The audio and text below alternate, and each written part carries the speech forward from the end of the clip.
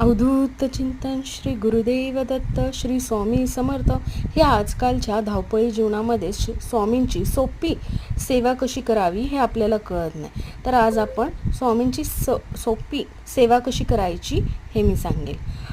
सकाळी लवकर उठून स्नान करावे, स्वच्छ कपडे घालावे.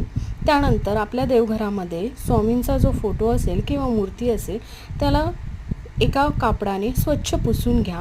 त्यानंतर देवघर स्वच्छ करा. त्यानंतर स्वामींसाठी एक सुगंधित असा अगरबत्ती लावा.